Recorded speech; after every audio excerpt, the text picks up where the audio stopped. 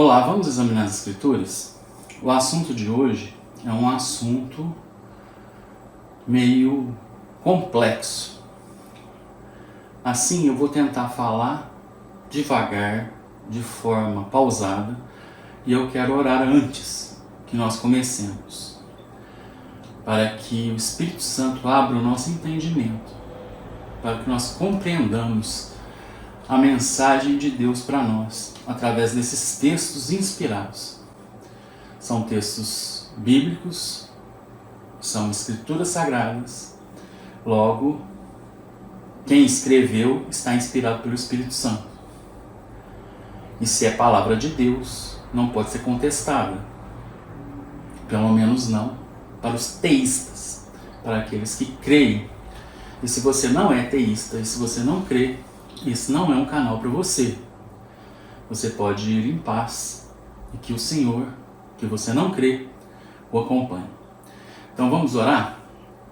Vamos pedir para que o Espírito Santo, que inspirou os autores da palavra de Deus, abra o nosso entendimento, tire as escamas dos nossos olhos espirituais para que nós possamos entender a sua palavra.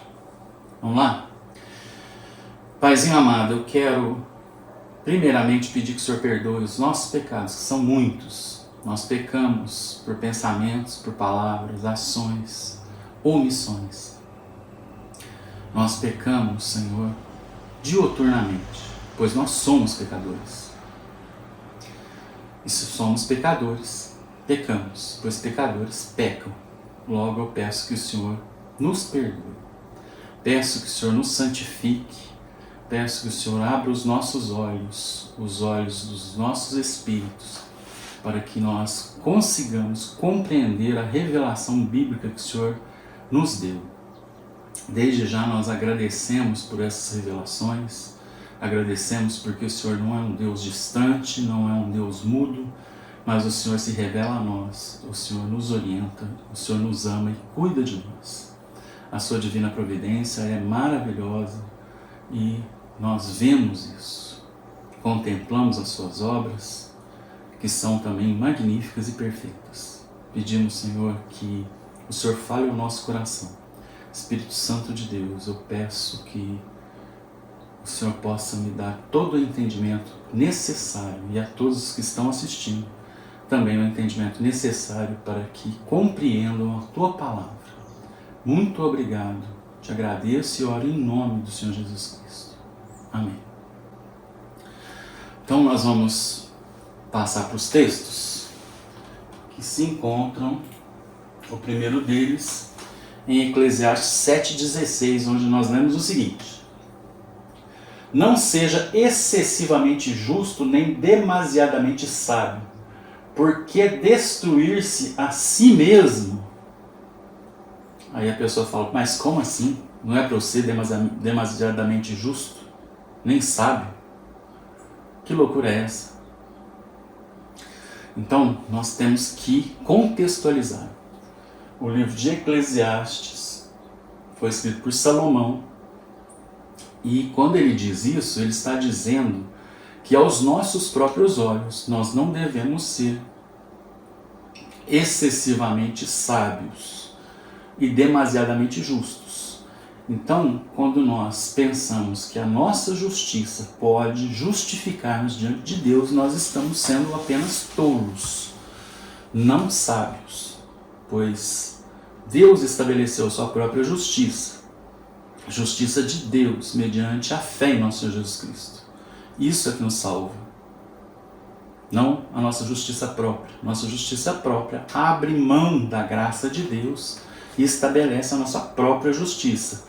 E aí nós seremos julgados pelas nossas obras. Nós seremos julgados para a salvação, para nossas obras, ou segundo a lei, segundo os mandamentos de Deus. Tiago nos diz que quem quebra um só dos mandamentos é culpado de quebrar todos. Logo, se você não mata, mas você adultera, você é transgressor da lei.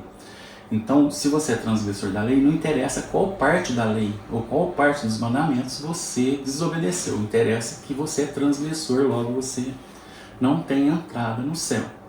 Por isso nós precisamos do que o justo, nosso Senhor Jesus Cristo, nos justifique, para que através da justiça de Jesus nós entremos no céu. E é por isso que houve a crucificação. Quando Jesus bradou, está consumado, está pago, tetelestai, significa que a justiça dele foi estabelecida. Então a justiça de Deus mediante a fé em nosso Senhor Jesus Cristo.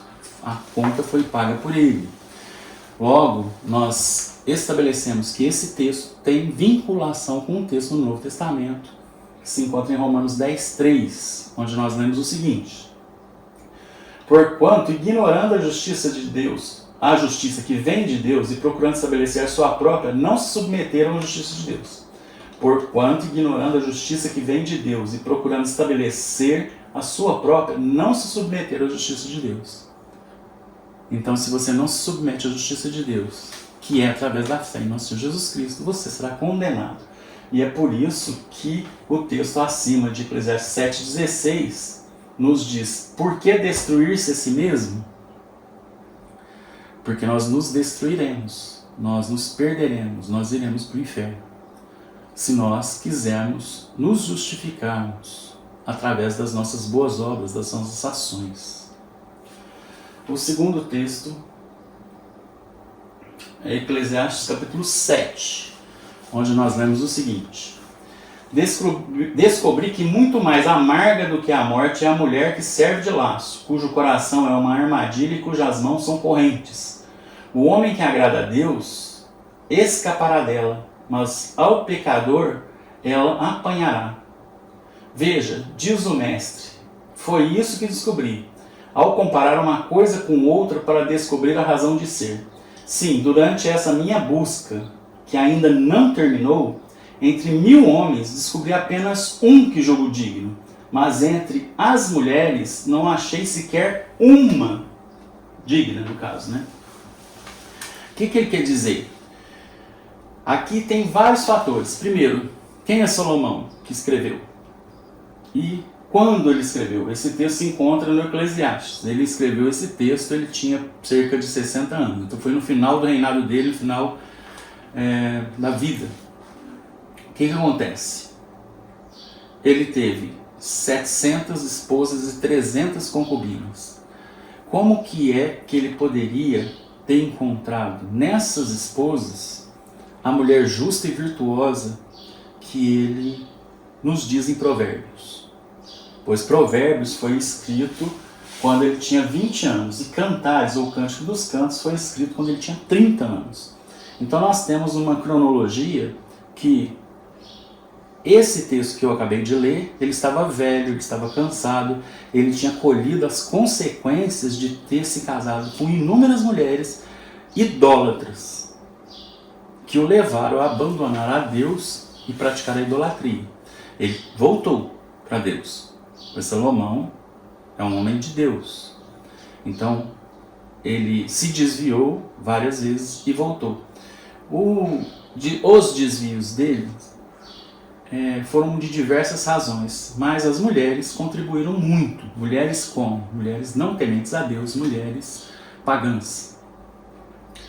E ele sofreu várias e inúmeras consequências dos seus relacionamentos com essas mulheres. Então, quando ele escreve que entre 1000 homens ele encontrou um, e entre todas as mulheres ele não encontrou nenhuma, entre todas as mulheres e entre todos os homens que conviveram com ele num determinado período. Agora, realmente, ele encontrou sim. Aqui ele está se lamentando, ele está depressivo. Mas, quando a gente lê Cantares, que ele tinha 30 anos, ele encontra a Sulamita. E a Sulamita é absolutamente virtuosa, é absolutamente a mulher que ele sempre desejou.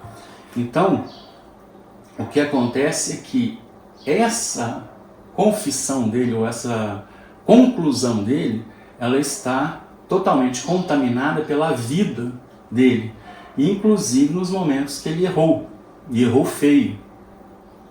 Então nós temos períodos da vida dele, temos que saber qual período que ele disse essas palavras. E outra coisa, o próprio versículo se esclarece.